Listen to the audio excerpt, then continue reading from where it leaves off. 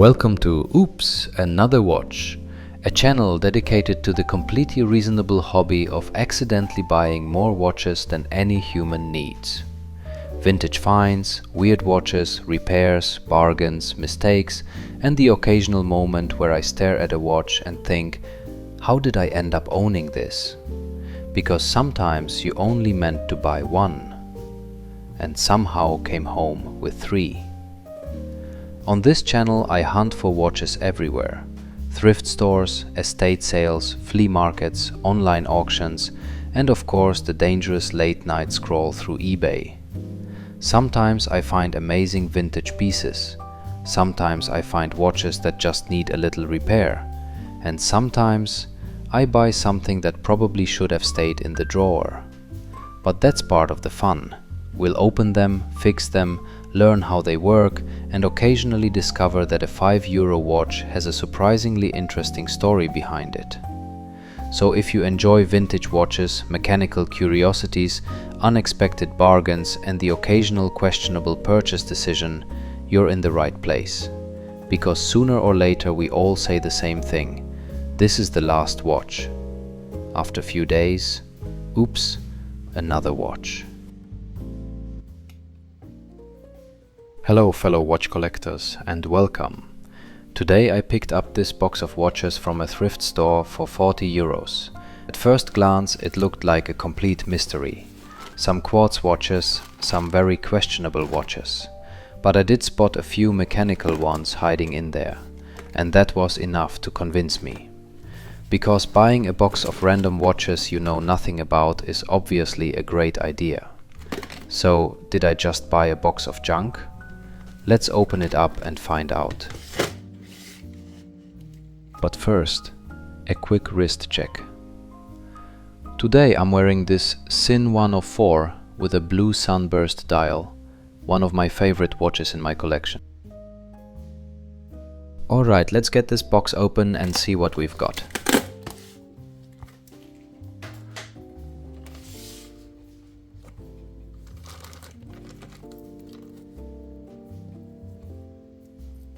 First up, a woman citizen, nothing too fancy. Maybe a $15 watch if the crystal can be polished and it's still running. The bracelet though, looks like it's seen better days.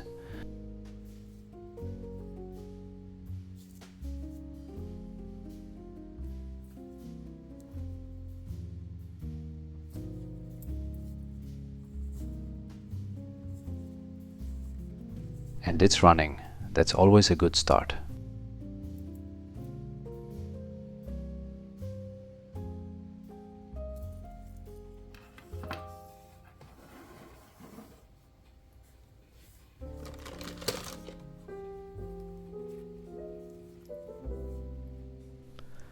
This one is a Jemis analog digital sports watch, likely a cheap mall watch when it was new. Not really any value here, unless someone collects these kinds of things.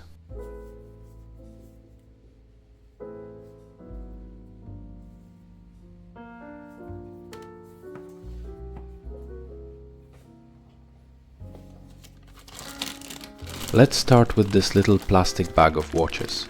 This is usually where the real surprises are hiding. They did not let me open the box at the thrift store, so I'm interested to see what we will find.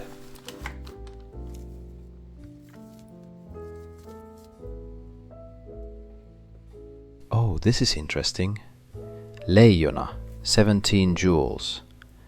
Leijona is a very well-known watch brand here in Finland. The brand dates back to around 1907, when Swiss-made watches started being imported and sold under the Leijona name for the Finnish market. For decades, these watches were extremely common everyday watches here. Many people in Finland still have an old Leijona from their parents or grandparents. This one has a mechanical 17-jewel movement, and it has definitely seen some life, which just adds to the charm.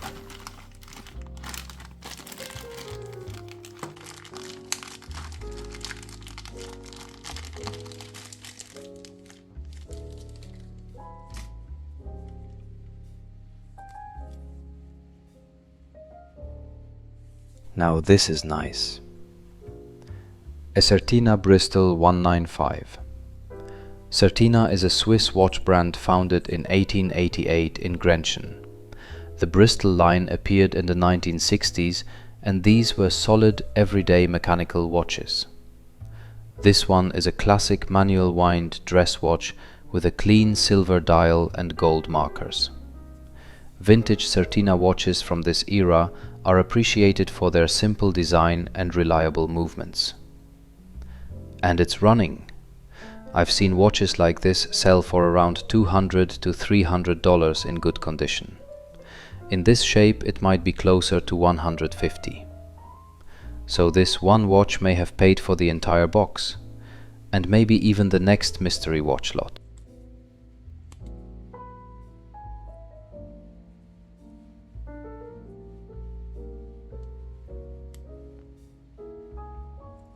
I'm very happy with this one, a really nice find.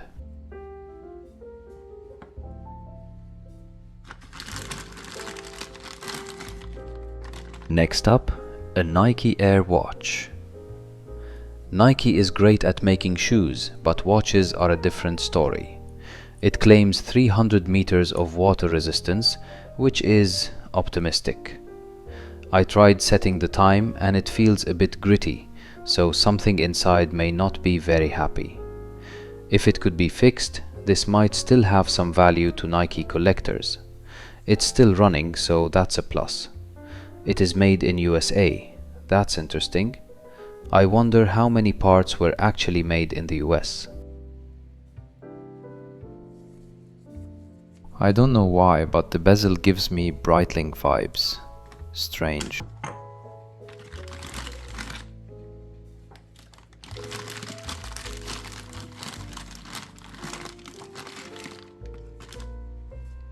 A Citizen Quartz Chronograph. This uses Citizen's caliber 6850 movement with quite a few functions packed in. It has a chronograph, calendar display, alarm, timer, and even a local time function. Seems to have an engraving on the back, not very valuable. In working order, about €50. This one is a bit beat up, but the buttons do not feel to be sticky. That's good.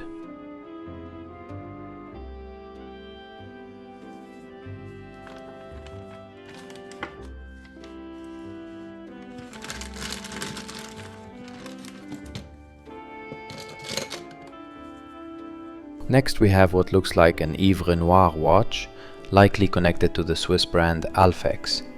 It has that classic rectangular dress watch look with the deep blue dial and gold hands. The case feels quite plasticky though, so this was probably more of a fashion watch than anything serious. Still a nice looking design, even if the value is mostly style rather than collectability.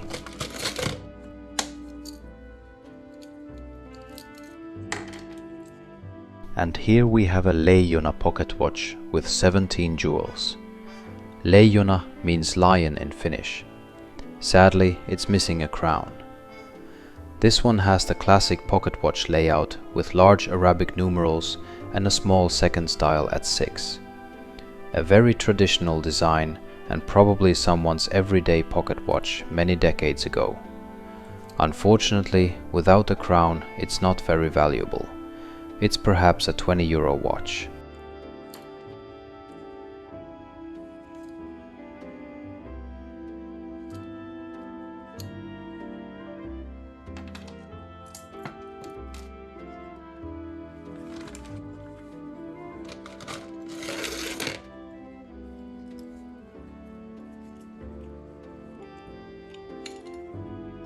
And here we have a Molnija pocket watch.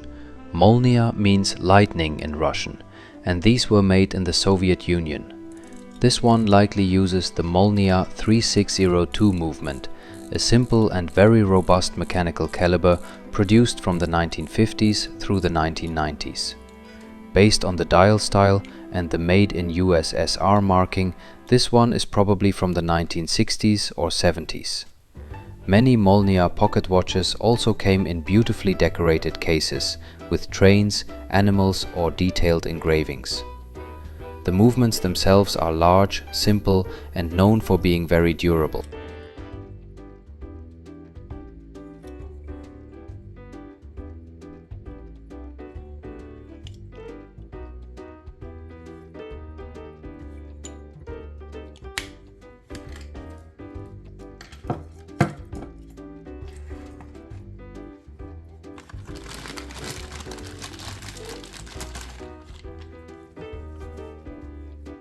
A Patric Arnaud Quartz watch. This looks like a classic fashion watch, likely from the 80s or 90s, with a gold tone case and Roman numerals around the bezel. The case has definitely seen some wear over the years. Crystal seems to be cracked. Not much collector value here.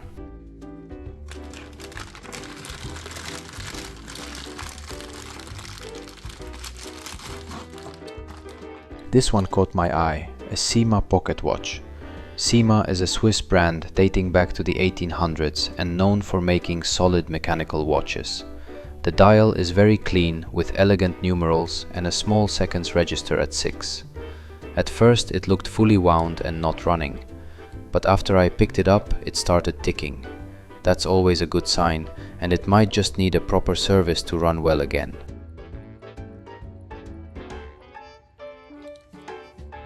Not bad. These Cyma watches can sell for 100 or 200 euros in good condition. It's a harder sell for sure, but it's one of the better watches in this mystery box.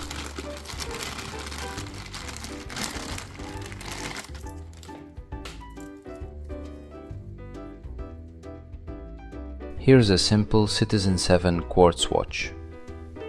This looks like a very straightforward everyday piece with a clean white dial and Arabic numerals. The dial seems to be quite rough though. Also quite a few scratches on the crystal.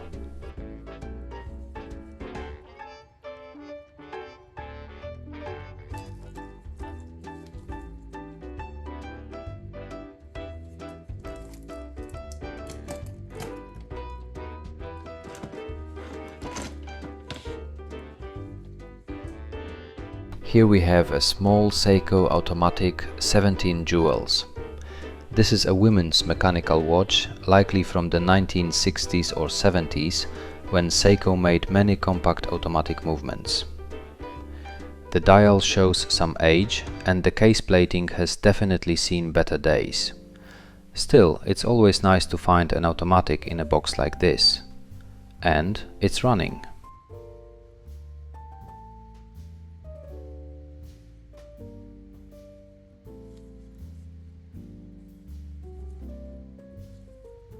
Maybe if I polish the crystal, this might become a nice little watch for my better half.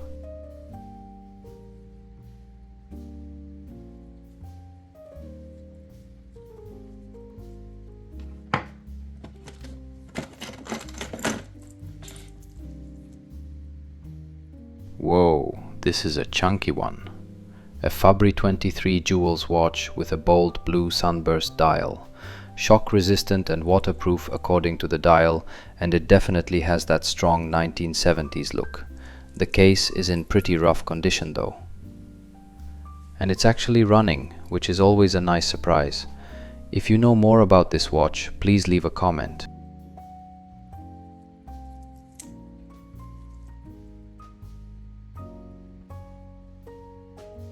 Well, it's kinda running.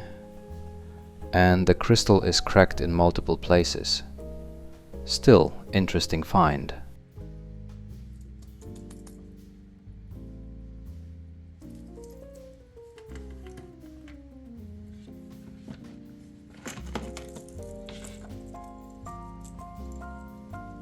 Here's another Citizen Quartz, a very simple and straightforward watch. The bracelet though definitely doesn't look original. It seems like a random two-tone bracelet someone added later. I do wonder what watch this bracelet originally came from, or if it's just something generic.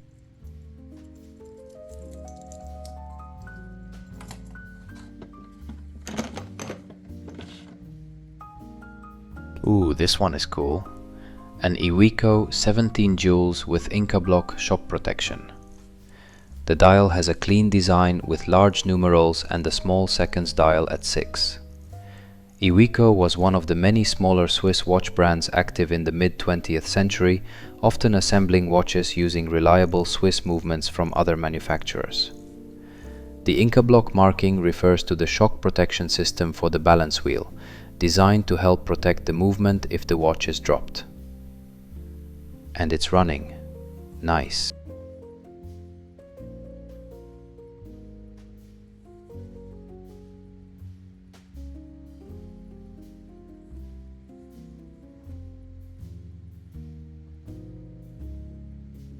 I'll polish the crystal and give it a nice strap.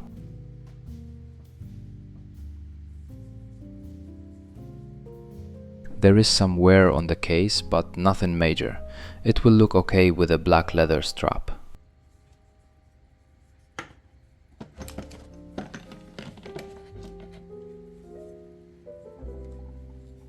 And here we have a Timex Marlin with a date window. The Marlin line was one of Timex's classic mechanical dress watches. This one has definitely seen some use over the years, with quite a few scratches on the dial and case. It also seems to be fully wound, but unfortunately it's not running at the moment, so this one will probably need some attention.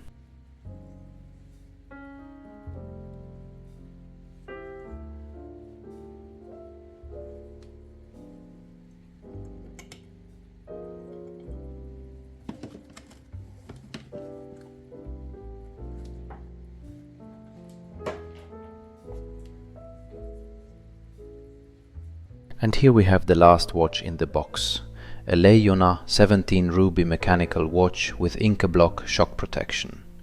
The dial is clean and simple, with pattern markers and the lion logo at 12. You can find many of these in the flea markets, but I rarely see this many in one lot. These go for about 20 euros in working condition.